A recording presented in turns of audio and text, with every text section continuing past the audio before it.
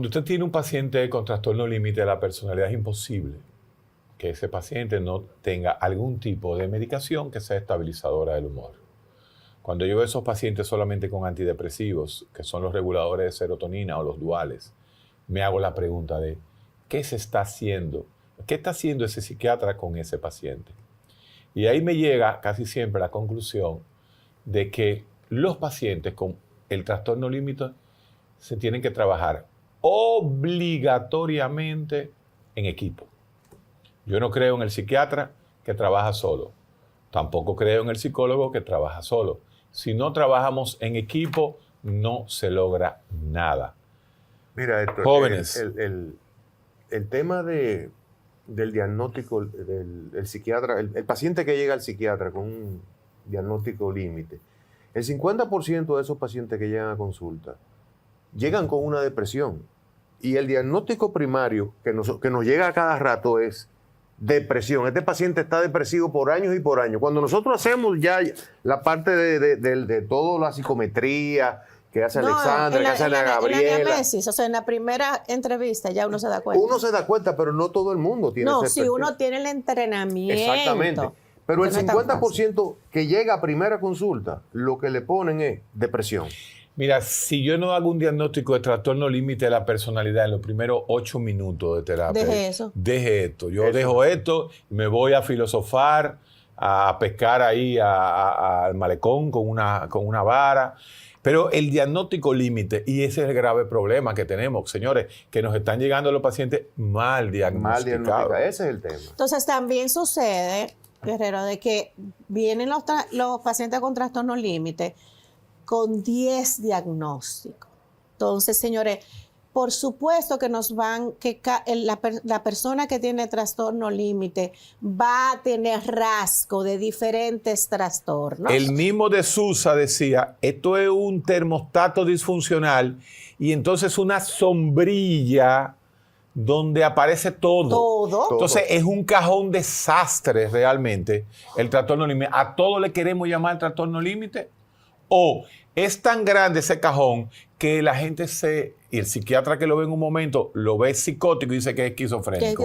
Lo ve neurótico y dice que es histriónico. Pero al final lo que tenemos es un trastorno límite. Ahora, hay que especificar, realmente ustedes en neurociencias tienen las herramientas psicométricas para no fallar un diagnóstico de trastorno límite. Sí. Claro que sí. Eso es lo que se llama psiquiatría de precisión. Cuando nosotros agarramos... Ustedes los psicólogos haciendo psiquiatría de precisión. O sea, hacemos psicología de precisión. Pero es un instrumento psicológico psiquiátrico. Cuando nosotros hacemos 2 o 3 de esos test que nos corroboran el mismo diagnóstico, ya eso está claro. Mira, por ejemplo, cuando a mí me...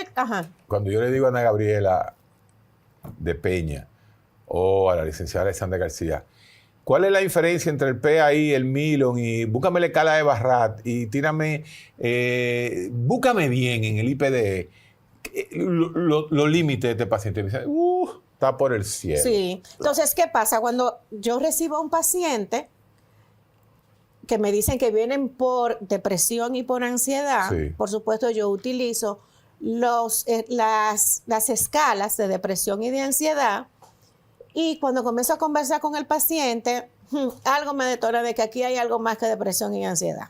Te huele el paciente. De inmediato. Y de ahí, inmediatamente, hay otra escala que es para lo de trastorno límite. Pregunta. ¿Es real que el trastorno límite es 10-1 en mujeres? ¿O qué es lo que está pasando con el diagnóstico de trastorno límite en los varoncitos? El trastorno límite, lo que se habla es de 4-1. O sea, de 4 pacientes, 1. O sea, de 10, 1 también igual. Son 25% son varoncitos. Son varones. ¿Dan más trabajo el varón que la mujer?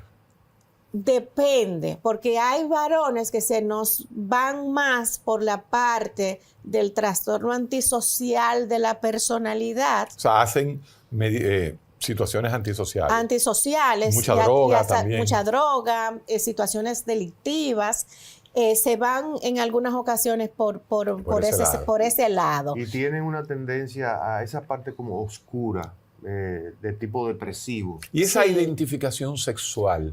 Eso es... Ese paciente joven, varón, XY, para que la gente entienda, para ser políticamente correcta, con la medida ustedes los psicólogos todavía están LGBT y vaina de esa. Eso... Entonces ese XY, cuando viene y tú dices, este medio borderline, siempre hay un problema de identidad sexual también. Siempre, no siempre. No siempre. Eso es ser muy radical. Excúsame, en ocasiones sí tienen la parte, y no es un problema, o sea, vienen con una identidad sexual en ese sentido. Pero yo lo que veo es que no tan claro. Que no tan claro. Pero es que nos pasa con las hembras también. O sea, hay muchas niñas que llegan... Que han tenido más práctica lesbiana que heterosexual. O hasta sin tener prácticas, inmediatamente se catalogan de que a mí me gustan las hembras. Entonces, el que tú puedas en ese momento, sin tener ningún tipo de práctica, no podemos que la persona coge y se ponga, se encasille con que tiene una identidad de género X. ¿Tú entiendes? Entonces, en la medida en la que vamos trabajando, esa misma muchachita uno va dilucidando realmente qué es lo que es. ¿Tú entiendes? Pero a ustedes se incomodan, los pacientes, los familiares de los pacientes se incomodan, porque nosotros le decimos que la identidad sexual no es un problema real. No es un problema real. Yo lo que le digo es... Lo que usted quiera hacer con su sexualidad es un problema suyo. Pero los pacientes, los padres quieren como que tú le metas un discurso heterosexual que no existe. Pero es que entonces se me cierra el proceso terapéutico. Entonces yo le digo, si eso está ahí, mira, no, o sea, ahora mismo hay un inconveniente con eso. No, pues mira, vamos a dejarlo eso ahí. No es el momento. Y cuando lo necesitemos, lo sacamos. Porque a mí lo que me interesa es regular ese paciente. Hay un dato, una estadística importantísima que no tiene nada que ver con la identidad. No me estoy refiriendo a lo que es la identidad sexual. El 50% de los pacientes con trastorno límite de la personalidad en su niñez han tenido o un abuso o una percepción de abuso, sea varón o sea hembra. Otto Kemper y el grupo de Harvard lo plantea. Sí. Entonces, eso es un dato interesantísimo. Historia de abuso sexual en más del 50% de los pacientes límites femeninos.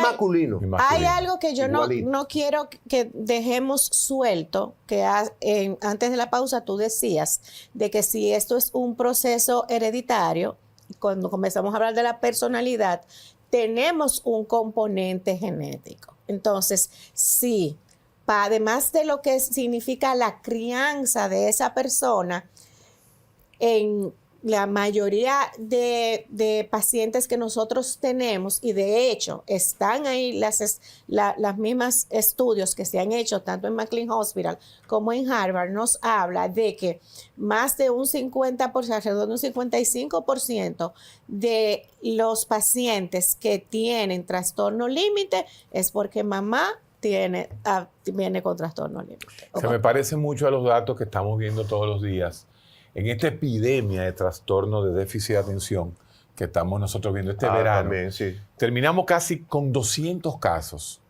en neurociencia de gente que viene desesperada a los Estados Unidos. ¿Y siguen llegando? Siguen llegando, siguen llegando todavía ahora en septiembre. De gente que se imaginaban que tenían y no existía una manera, una estructura y mecanismo diagnóstico en los Estados Unidos, más con los pacientes dominicanos que están en las áreas. Sobre todo los pacientes adultos. No, es adulto, lo que estamos viendo son adultos. Adultos jóvenes. Hubo una moda en un momento dado, que le dijeron moda, donde todos los niños lo diagnosticaban con un trastorno de déficit de atención.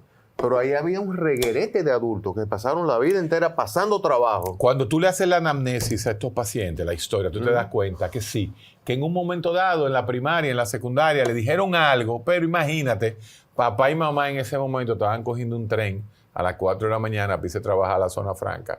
Llegaban a las 9 de la noche explotados. Y el muchachito estaba en esa secundaria donde poco caso le hacían. Yo creo que estamos llegando, nos faltan unos minutitos, ¿verdad que sí?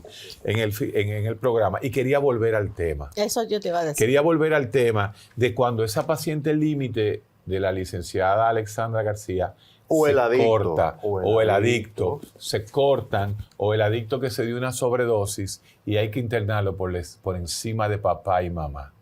¿Cómo lo hacemos?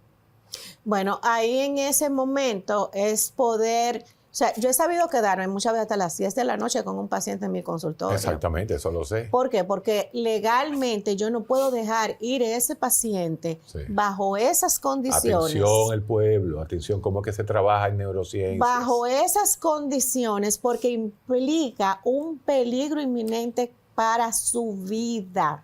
Entonces, hasta que no me llegue un familiar responsable, le hace papá o mamá o un tutor, en el cual se le puede explicar qué es lo que tiene ese paciente y que se necesita ingresar, yo no lo dejo ir. Entonces, señores, la palabra clave de este final de Panorama Semanal.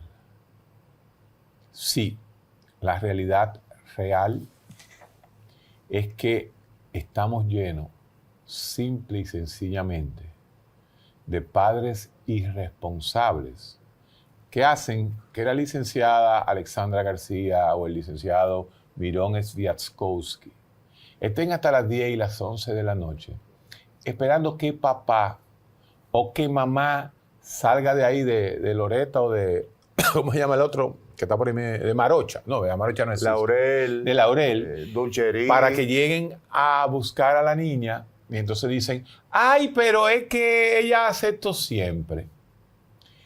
El trastorno límite de la personalidad, la ley 1402, en República Dominicana. 4201. 4201. Está en República Dominicana en pañales. Esa es la conclusión. No fuimos.